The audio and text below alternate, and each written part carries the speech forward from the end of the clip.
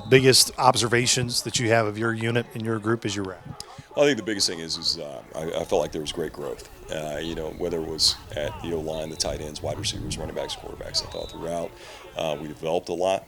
I feel like we're better today than we were Game 11 last season, probably by a significant measure. And so having that growth throughout the entirety of the spring, I'm really excited about. And it wasn't just like we jumped up one day. I mean, it was incremental throughout the week, throughout the weeks. And so I'm really excited about just the growth we've had on that side of the ball. How big of a spring was it for a guy like Harry and someone that you guys were hoping you can get for one more year? And how did he capitalize really on this spring? I thought he did a great job. I really do. I felt like last season, last 6 games, he was playing at an all-conference level. And the great thing with the surprise of getting him back and then having him here for the entirety of the spring, I felt like he continued on that trend and he got better. And I think when you have a senior who's played some ball, have the opportunity and just daily just get better, that's a great thing for your program. And so I'm really excited about him and the growth that he's had throughout this entirety of spring. I feel like another guy last year, Coach Bath, that everyone kind of pinpointed to have maybe some success was Kevin Barnett. KB was a name that was talked about a lot. Not to say that last year was a disappointment for him by any stretch, but it really felt like today, but just the spring as a whole, you can sense that he's playing at a really high level. No question. And Kevin Barnett was a guy that came in here a year ago from a junior college and had to just kind of acclimate himself to how we do things here. And the thing about Kevin over the last year is that he's continued to work. He's a great young man. And he's stacking those days on top of each other. And I really felt like this spring, after being here for a year, now it really started to come together. And throughout spring, just every single day he's gotten better. So I really am. I'm super excited about that room. I'm super excited about KB and Harry and a lot of those guys.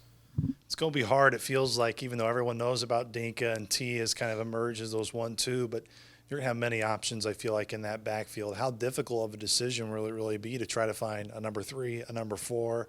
But it's really not finding those guys. It's who are you going to put there?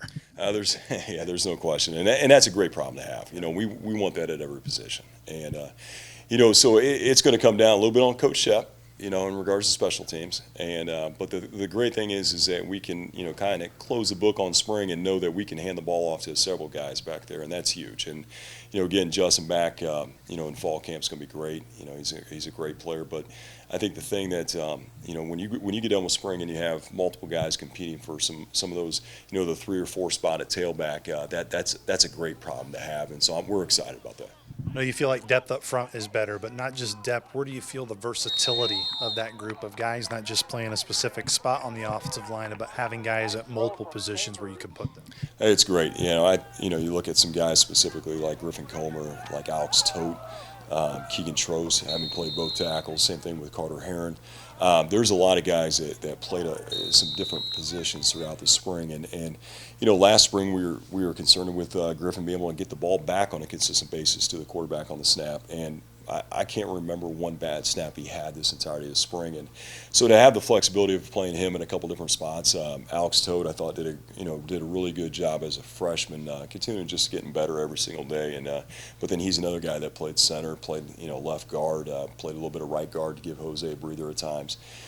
Keegan played some guard, played right tackle, left tackle. So I mean, there's a lot of guys that it affords us the opportunity to play the best 5. When it comes to game 1, and that's what you want. You don't want to be pigeonholed. We got guys with some flexibility, and we're excited. I don't know if it's different necessarily for this position than any others, but what's the biggest thing you really preach to Cade in that quarterback room now that the spring has commenced, and really what you expect of them now as they head over to summer? Because during the summer, you guys can't be around and with summer access, so it's really on those guys specifically to lead. You're right, and the thing that we kind of continue just to coach up in that room daily was just playing in rhythm, just being confident, okay? And I thought throughout spring, I thought they did a great job. I really do. The growth that the entire room, and more specifically Cade had throughout this spring was pretty significant in my eyes.